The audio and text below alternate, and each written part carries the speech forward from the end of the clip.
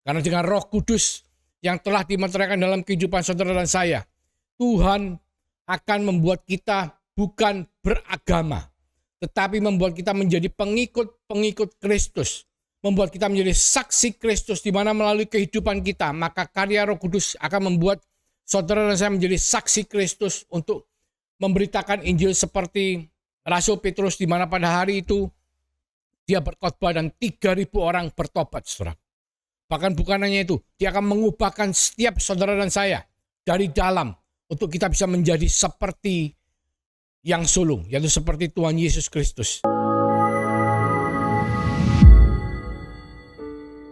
Shalom, puji Tuhan.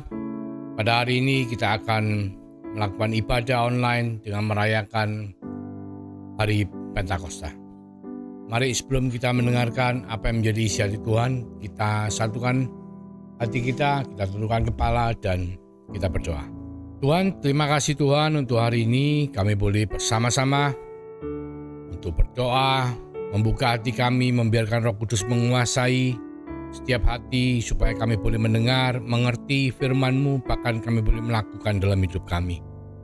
Tuhan, biarlah Roh Kudus berkarya atas seluruh kehidupan kami, sehingga melalui kehidupan kami Tuhan, rencana-Mu boleh dinyatakan. Terima kasih Bapa, berkati setiap daripada kami. Di dalam nama Yesus kami mengucap syukur, kami berdoa. Amin. Puji Tuhan. Pentakosta kita tahu adalah 50 hari, terjadi 50 hari setelah kebangkitan Tuhan Yesus. Itu di perjanjian baru, saudara. Kalau kita lihat di perjanjian lama, setelah bangsa Israel keluar dari tanah Mesir, 50 hari kemudian ada hari raya Israel yang dinamakan Hari Menuai, atau semua mengatakan bahwa setelah menuai, musim menuai itu adalah pada waktu 50 hari. Pada hari itu orang-orang tidak melakukan pekerjaan, orang-orang mengucap syukur, membawa persembahan, berterima kasih kepada Tuhan karena mereka telah menyelesaikan musim menuai. Jadi kita lihat kembali, kenapa kok ada pas 50 hari pada perjanjian lama, juga pas 50 hari pada perjanjian baru. Karena sebetulnya Pentakosta terjadi itu di loteng Yerusalem ya. Kita lihat, kita baca di Kisah Para Rasul 2, mulai ayat 1. Ketika tiba hari Pentakosta, semua orang percaya berkumpul satu tempat. Itu di loteng Yerusalem. Tiba-tiba turunlah dari langit suatu bunyi seperti tiupan angin keras yang memenuhi seluruh rumah di mana mereka duduk, dan tampaklah kepada mereka lidah-lidah seperti nyala api yang bertebaran dan hinggap pada mereka masing-masing. Jadi orang-orang yang hadir di loteng Yerusalem itu mendapatkan pencurahan Roh Kudus ya. Maka penuhlah mereka dengan Roh Kudus, lalu mereka mulai berkata-kata dalam bahasa-bahasa lain seperti yang diberikan oleh Roh itu kepada mereka untuk mengatakannya. Waktu itu di Yerusalem diam orang-orang Yahudi yang saleh dari segala bangsa di bawah kolong langit. Ketika turun bunyi itu, berkerumunlah orang banyak. Karena sebenarnya mereka itu memang kumpul di Yerusalem, orang Yahudi, untuk merayakan hari raya menuai itu. Jadi mereka mengucap syukur. Pas mereka berkumpul itu terjadi pencurahan Roh Kudus. Ketika bunyi itu turun, bunyi itu, berkerumunlah orang banyak. Mereka bingung karena mereka masing-masing mendengar rasul-rasul itu berkata-kata dalam bahasa mereka sendiri. Mereka semua tercengang-cengang dan heran, lalu berkata, bukankah mereka semua yang berkata-kata itu orang Galilea? Bagaimana mungkin kita masing-masing mendengar mereka berkata-kata dalam bahasa kita sendiri, yaitu bahasa yang kita pakai di negeri asal kita. Kita orang Partia, Media, Elam, penduduk Mesopotamia, Yudea dan Kapadokia, Pontus dan Asia, Frigia dan Pamfilia, Mesir dan daerah-daerah Libya yang berdekatan dengan Kirene, pendatang-pendatang dari Roma. Baik orang Yahudi maupun menganut agama Yahudi, orang Kreta dan orang Arab, ketika mendengar mereka berkata-kata dalam bahasa kita sendiri tentang perbuatan-perbuatan besar yang dilakukan Allah, mereka semuanya tercengang-cengang dan sangat termangu-mangu, sambil berkata seorang kepada yang lain, apakah artinya ini? Tapi orang lain menyindir, mereka sedang mabuk oleh anggur manis. Dan karena itu bangkitlah Petrus berdiri dengan ke-11 rasul itu, dan dengan suara nyaringnya berkata kepada mereka, hai, kamu orang Yahudi dan kamu semua yang tinggal di Yerusalem, ketahuilah dan camkan perkataan ini. Orang-orang ini tidak mabuk seperti yang kamu sangka, karena hari baru pukul 9 pagi. Tapi itulah yang difirmankan Allah dengan perantara Nabi Yoel. Akan terjadi pada hari-hari terakhir, demikianlah firman Allah, bahwa aku akan mencurahkan rohku ke atas semua manusia. Maka anak-anakmu laki-laki dan perempuan akan bernubuat, dan teruna-terunamu akan mendapat penglihatan-penglihatan, dan orang-orangmu yang tua akan mendapat mimpi. Juga ke atas hamba-hambaku laki-laki dan perempuan akan kucurahkan rohku pada hari-hari itu. Dan mereka akan bernubuat, dan aku akan mengadakan mujizat-mujizat di atas, di langit, dan tanda-tanda di bawah di bumi, darah dan api dan gumpalan-gumpalan asap. Matahari akan berubah menjadi gelap gulita dan bulan menjadi darah sebelum orang datangnya hari Tuhan. Hari yang besar dan mulia itu, dan barang siapa yang berseru kepada nama Tuhan akan diselamatkan. Hai orang-orang Israel, dengarlah perkataan ini. Yang aku maksud ialah Yesus dari Nazaret, seorang yang telah ditentukan Allah dan yang telah dinyatakan kepadamu dengan kekuatan-kekuatan dan mujizat-mujizat dan tanda-tanda yang dilakukan oleh Allah dengan perantaran Dia di tengah-tengah kamu seperti yang kamu tahu. Jadi setelah Petrus berkhotbah, saudara tahu apa yang terjadi? Pada hari itu juga ada 3.000 jiwa bertobat. Jadi musim menuai, kalau di Perjanjian Lama, dirayakan 50 hari setelah Paskah, bangsa Israel keluar dari Mesir. Bangsa Israel mengucap syukur karena mereka bisa menuai hasil panen. Pada hari Pentakosta, Perjanjian Baru, terjadi penuaian jiwa secara besar-besar, 3.000 jiwa. Bahkan pada cerita gereja mula-mula setelah mereka semua mendapatkan urapan Roh Kudus, banyak sekali jiwa-jiwa dimenangkan, saudaraku. Kita semua tahu bahwa di Kisah Rasul 1 ayat 8 dikatakan, tetapi kamu akan menerima kuasa kalau Roh Kudus turun ke atas kamu, dan kamu akan menjadi saksiku di Yerusalem dan seluruh Yudea dan Samaria dan sampai ke ujung bumi. Jadi tujuan utama dari Pentakosta ialah kita menerima kasih karunia Tuhan, yaitu kuasa berupa urapan Roh Kudus, yang mana urapan Roh Kudus itu membuat kita bisa menjadi saksi Tuhan di Yerusalem, Yudea, Samaria, bahkan sampai ke ujung bumi. Itu pentingnya hari Pentakosta. Dan satu lagi kita mesti ingat, saudaraku, pada waktu bulan kedua mereka keluar dari Mesir, bangsa Israel dibawa oleh Musa, mereka sampailah kepada Gunung Sinai, dan Tuhan memanggil Musa. Sebetulnya Tuhan mengatakan di Keluaran 19, Tuhan jelas mengatakan bahwa Dia memilih bangsa Israel untuk menjadi bangsa yang imamat rajani, imam dan raja. Imam karena Tuhan ingin berbicara secara langsung kepada setiap bangsa Israel. Tetapi ketika Tuhan memanggil mereka semua untuk mendekat ke Gunung Sinai untuk berbicara kepada Tuhan, mereka sangat takut, dan mereka akhirnya berkata kepada Musa, baiklah engkau yang berangkat Musa, karena kami takut pada Allah. Dan akhirnya Musa sendiri berangkat, dan Tuhan memberikan 10 hukum Taurat pada 2 loh batu, yang mana itu diberikan kepada Musa, ditulis oleh jari Allah sendiri, berisi 10 hukum Taurat yang harus ditunduk, dipatuhi perintahnya oleh semua bangsa Israel. Dan yang terjadi adalah karena Musa berlama-lamaan di atas gunung, maka bangsa itu mulai menyeleweng. Mereka mengumpulkan perhiasan emas mereka, dan mereka membuat patung anak lembu emas dan menyuruh Harun untuk berdoa memberi persembahan. Dan ketika Musa turun dari Gunung Sinai membawa 10 hukum Taurat, dia membawa 2 loh batu yang berisi 10 perintah itu, dan dia melihat bangsa itu begitu tidak setianya terhadap Tuhan, dan dia marah. Dia membuang 10 hukum Taurat, 2 loh batu itu, dan dia memanggil semua suku Lewi untuk membela kepentingan Tuhan. Jadi pada hari itu juga semua yang memberontak dibunuh oleh orang-orang dari suku Lewi. Oleh karena itu Tuhan memilih orang-orang dari suku Lewi, yaitu Harun, Musa sebagai kepalanya, dan saudara-saudaranya semua yang lainnya, seluruh suku menjadi imam bagi Allah mereka. Dari 12 suku Israel, hanya suku Lewi yang dipanggil menjadi imam. Dan terjadi pembunuhan di mana ada kira-kira 3.000 jiwa dibunuh. Saudara tahu, ketika hukum Taurat diberikan kepada manusia, tujuan dari hukum Taurat adalah supaya manusia itu bisa mencari Allah mereka, supaya manusia itu bisa beragama. Dengan mematuhi 10 perintah Allah, maka mereka akan diberkati. Dengan melanggar 10 perintah Allah, mereka akan menerima kutuk. Jadi manusia beragama karena hukum Taurat. Ketika hukum Taurat diberikan, ketika manusia berusaha untuk beragama, maka hari itu juga 3.000 jiwa terbunuh, saudaraku. Tetapi puji Tuhan, Pengenapan janji Allah kepada setiap daripada kita. Mulai dari Yesaya 11 ayat 1 dikatakan bahwa akan ada anak dari tunggul Isai yang memiliki roh Allah di dalamnya, yang akan adil. Dan kita semua tahu bahwa dia akan diutus datang, namanya Immanuel, yaitu Tuhan Yesus Kristus sendiri. Dan Tuhan Yesus Kristus telah mati di atas kayu salib, bahkan bangkit pada hari yang ketiga, bahkan dia 10 hari yang lalu, pada hari ke-40 setelah kebangkitannya, dia naik ke sorga.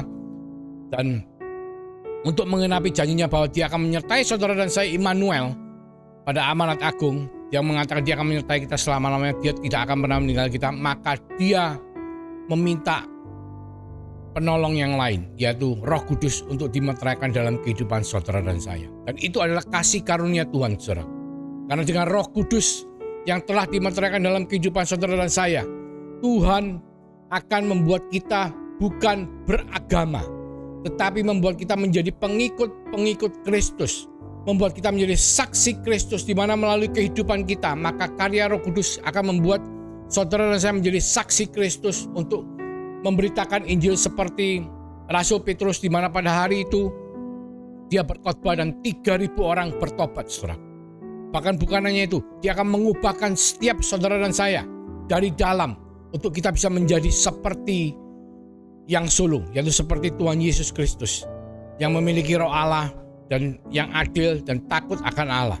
Dan kita memang diberi kuasa oleh Allah untuk bisa menjadi saksi Kristus. Oleh karena itu, Pantekosta adalah peringatan di mana kasih karunia Tuhan dilimpahkan kepada saudara dan saya, bukan untuk kita beragama, saudara.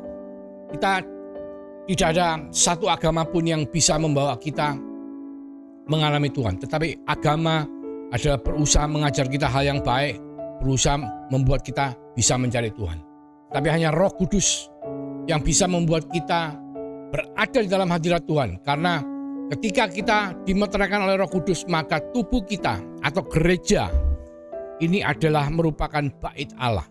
Dan kalau dulu perjanjian lama kita berdoa mencari Tuhan, kita datang ke bait Allah di Yerusalem. Hari ini saudaraku, kita berdoa kepada Tuhan, kita cari roh Allah yang ada dalam kita, maka roh Allah itu akan membuat kita mengalami hadirat Tuhan. Bahkan bukan cuma membuat kita supaya tidak beragama, yang lebih penting lagi adalah membuat kita mengalami perhentian, yang mana Tuhan minta kita semua mengalami perhentian di dalam Dia. Di Roma 8 ayat 2, saudaraku, mulai ayat 1 ya. Hidup oleh roh, demikianlah sekarang tidak ada penghukuman bagi mereka yang ada di dalam Kristus Yesus. Saya ulang, demikian sekarang tidak ada penghukuman bagi mereka yang ada di dalam Kristus Yesus, yang hidup berjalan menurut roh, ya. Jadi menurut versi King James ada tambahan lagi, yang berjalan menurut roh, di dalam roh. Jadi roh yang memberi hidup telah memerdekakan kamu dalam Kristus dari hukum dosa dan hukum maut. Jadi saudara dan saya sudah tidak tunduk lagi kepada hukum Taurat. Karena apa?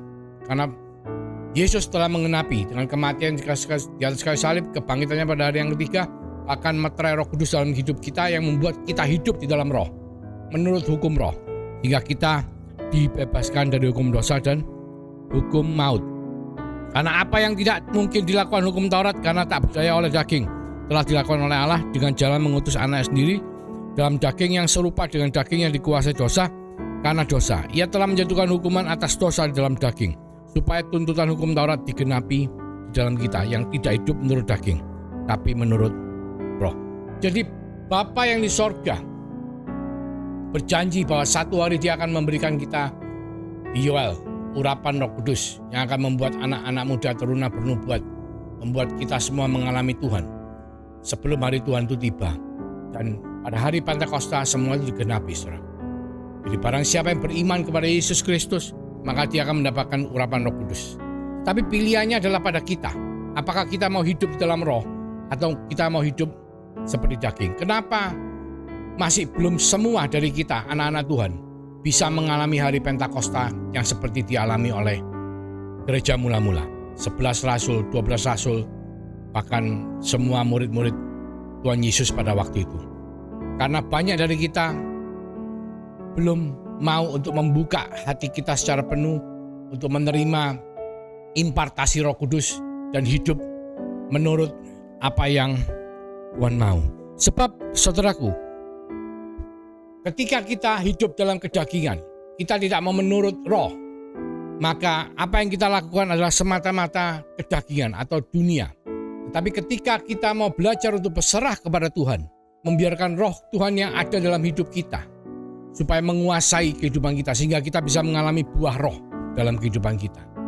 Buah roh adalah sesuatu yang keluar karena kita bergaul dengan Roh Kudus, karena kita bergaul dengan Tuhan, karena kita memberikan makanan, asupan makanan yang cukup, ya. Disiplin rohani salah satu bagian terpenting yang harus kita lakukan secara rutin. Saudara, saya memberikan satu contoh bahwa saya tahun lalu bulan 8 itu berat saya lebih dari 80 kilo, mungkin 83-84 kilo. Hari ini berat saya 71 kilo, 70 kilo. Dan saya untuk bisa mendapatkan berat yang baik, bukan berarti tambah kurus tambah baik, tapi 80 untuk ukuran saya itu overweight, ya. Saya sering mengalami kayak agak pening kepalanya, kaku lehernya, dan bangunnya kurang seger, ya. Tapi ketika saya mulai melakukan disiplin dalam jasmani, kehidupan jasmani, baik itu untuk olahraga maupun untuk menjaga makanan, ya, yang masuk ke tubuh saya, maka saya perlahan-lahan menjadi lebih baik, sampai saya bisa hari ini saya merasa segar, saya merasa sehat, saya merasa semuanya menjadi lebih baik. Karena apa? Karena saya melakukan disiplin terhadap jasmani saya. Demikian pula juga kerohanian, saudaraku. Banyak dari saudara mungkin bukan di sini, mungkin di luar negeri, mereka sudah ke gereja dari kecil, saudara. Tapi mereka tidak pernah melakukan disiplin rohani, tidak pernah saat teduh, jarang baca firman, jarang melakukan pujian penyembahan, bahkan mungkin kadang-kadang ke gereja. Sehingga ketika roh itu tidak diberi makan, spiritualitasnya tidak diberi asupan makanan yang cukup, ya, melalui disiplin rohani kita, melalui saat teduh kita, melalui pujian penyembahan, melalui doa-doa, kehidupan doa kita, melalui perenungan firman Tuhan, maka yang menjadi kehidupan kita adalah kehidupan kedagingan, bukan hidup di dalam roh, bukan hidup yang dibebaskan dari penghukuman, condemnation. Kata Tuhan, ketika kita hidup tidak ada penghukuman lagi bagi mereka yang ada dalam Kristus Yesus, yang hidup menurut roh, yang berjalan di dalam perintah-perintah Tuhan, yang taat kepada apa yang Tuhan katakan. Bukan secara hukum Taurat, karena secara hukum Taurat tidak ada satupun dari kita, saudaraku, yang mampu untuk tidak melanggar. Tapi ketika kita membiarkan Roh Kudus memimpin kehidupan kita, dengan kita mulai memberikan asupan, mulai belajar untuk membuka hati kita, melihat ke dalam, duduk tenang supaya kita bisa berdoa. Dan biarlah disiplin rohani kita akan membuat perubahan demi perubahan dalam kehidupan saudara dan saya. Saya mau cerita sedikit, kalau di loteng Yerusalem pada waktu itu terjadi hembusan angin keras, terjadi seperti lidah api yang turun ke atas mereka, ya, secara penglihatan rohani hal itu terjadi dan membuat mereka mengalami kepenuhan Roh Kudus. Tapi pengalaman saya pribadi pada tahun 2007, pada waktu saya ibadah di dalam sebuah gereja, dan ketika semua orang berusaha menyembah Tuhan dalam pujian penyembahan dan beberapa berdoa dalam bahasa roh, saya dan pemimpin pujian mengajak kita semua bergandeng tangan, dan saya bergandeng tangan dengan tangan kiri kanan saya yang istri saya dan juga sepupu ipar saya. Dan ketika roh Tuhan melawat, saya mengalami tiba-tiba keluar dari mulut saya perkataan-perkataan yang tidak terucapkan, yang saya tidak mengerti, dan saya mulai berbahasa roh. Dan itu semua, saudaraku, pengalaman-pengalaman itu mungkin tidak sama antara saudara dan saya. Istri saya sampai hari ini belum pernah mengalami berbahasa roh seperti itu. Tetapi bukan berarti tidak mengalami kelahiran baru, tetapi bukan berarti tidak mengalami pertumbuhan kerohanian. Karena selama kita melakukan saat teduh, selama kita melakukan disiplin rohani kita dengan baik, maka kuasa roh yang ada dalam tubuh kita, dalam hidup kita yang telah dimeteraikan oleh Tuhan, itu akan berusaha menguasai kehidupan kita, membuat kita mengalami buah roh, ya, kasih, setia, sabar, lemah lembut, dan semua buah roh itu akan termanifestasikan dalam kehidupan kita. Sehingga ketika kita berkumpul dengan sesama kita, maka mereka bisa merasakan. Karena buah itu bukan untuk kita rasakan. Buah itu dirasakan oleh orang lain, saudara. Ketika saudara mengalami kelahiran baru, ketika saudara mengalami pertumbuhan rohani, maka sekeliling saudara akan merasakan bahwa keberadaan saudara ini betul-betul menjadi berkat. Bukan hanya semata-mata kita berusaha untuk kelihatan baik di hadapan yang lain, enggak. Tapi betul-betul mempunyai integritas. Karena seperti Yusuf, karena buah Roh Kudus itu akan membuat saudara dan saya hidup berkenan di hadapan Tuhan, hidup diberkati untuk menjadi berkat. Jadi untuk perayaan Pantekosta, kita harus bersyukur karena kasih karunia Tuhan yang telah memeteraikan Roh Kudus dalam kehidupan saudara dan saya. Dan itu merupakan janji Tuhan yang membuat saudara dan saya mengalami jaminan keselamatan. Karena saudara tahu yang namanya meterai kalau ditempelkan di amplop, saudaraku, itu kalau misalnya ditarik, berusaha untuk dicabut, apa yang terjadi? Maka amplopnya sobek atau meterainya yang sobek. Jadi Tuhan betul-betul ingin membuat saudara dan saya mengalami jaminan keselamatan secara penuh, di mana janji Tuhan mengatakan bahwa Ia akan menyertai kita selama-lamanya. Tetapi di sisi lain, ketika kita hidup tidak sesuai seperti yang Tuhan mau, tidak hidup di dalam roh, tapi hidup dalam kedagingan kita, maka banyak pencobaan-pencobaan yang akan terjadi, yang akan kita alami, yang akan kita hadapi. Tapi kalau kita mau berserah kepada Tuhan, mau berjalan di dalam roh, maka tidak ada penghukuman lagi dalam kita. Semua yang berjalan menurut hukum roh, bukan hukum daging, bukan kedagingan, tapi hukum roh. Melakukan disiplin rohani kita, melakukan apa yang menjadi kewajiban kita, supaya roh yang ada dalam tubuh kita, roh yang ada dalam kehidupan kita, bisa memimpin kita sampai pada kesudahannya. Mari kita tahun ini merayakan Pantekosta dengan melihat kepada diri kita. Berapa lama kita menjadi anak Tuhan? Sudahkah roh itu bermanifestasi?